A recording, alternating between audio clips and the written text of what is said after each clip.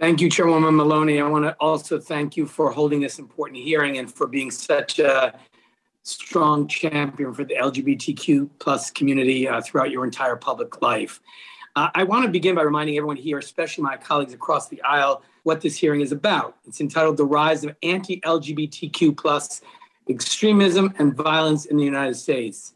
And despite this hearing title, colleagues on both sides of the aisle have obviously condemned the attack at Club Q and violence more broadly at today's hearing. It's also telling that the Republicans on this committee, with one exception, have not asked any questions about anti-LGBTQI plus extremism and violence. Instead, they've only wanted to talk about crime broadly or hate crimes against other communities. I'm disappointed, yet not surprised, that a few weeks after a killer murdered 5 people at an LGBTQI plus nightclub, the Republicans on this committee could not bring themselves to discuss anti-LGBTQI plus violence and its causes with our witnesses. Our community is scared, terrified that we'll be attacked going to the doctor, scared that we'll be attacked going to nightclubs, scared that we'll be attacked simply for living as our authentic selves. And unfortunately, this fear is well grounded. The attack at Club Q is only the latest high-profile example of violence against our community. In 2021, 20% of all reported hate crimes were motivated by hate based on sexual orientation or gender identity. Let me repeat that.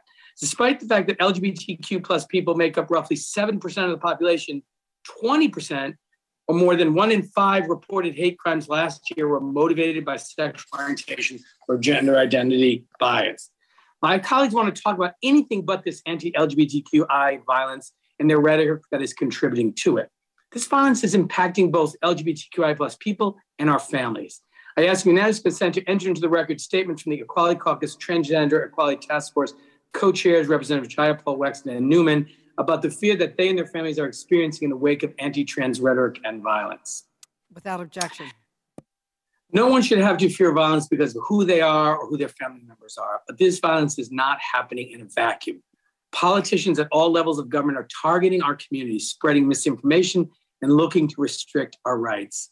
Republicans are happy to discuss our community when they're attacking our rights, when they're crying on the House floor because they oppose marriage equality, when they're releasing statements attacking our community in press releases as they introduce new bills targeting our community.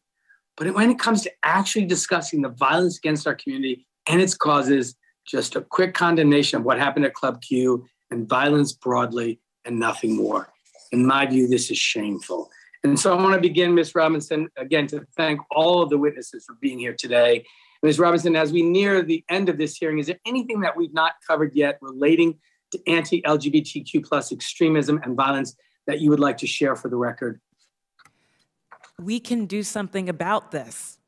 We can ensure that social media companies uphold their community standards.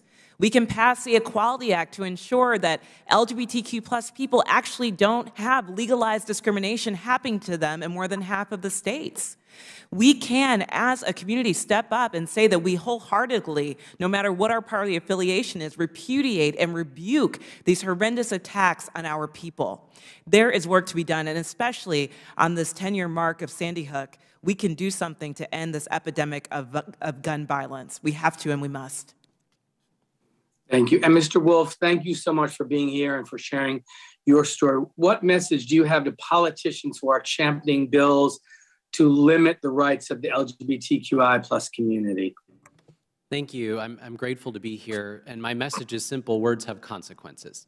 Somebody has to pay the price for unmitigated, unbridled hatred, the kind of hatred we've seen on the rise across this country. We've heard a lot about accountability in this hearing, and I'm glad we're talking about accountability. No one is asking for anyone but the shooter at Club Q to be on trial in Colorado Springs.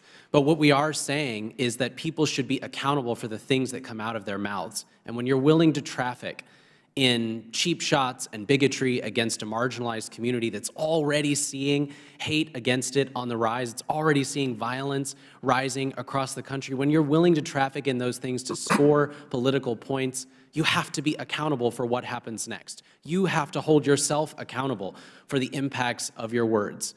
Words really do have consequences. Unfortunately, communities like mine have felt them. We have to do better than we are today. Thank you. And I want to thank you, Madam Chair, for allowing me to wave on to the committee for this hearing. And I think to Mr. Wolf's point, we not only have to condemn these statements and this rhetoric, but we sadly have members of the Congress of the United States that are engaging in the use of some of this very inflammatory rhetoric against the LGBTQI community, and it needs to stop now. The gentleman's time has expired.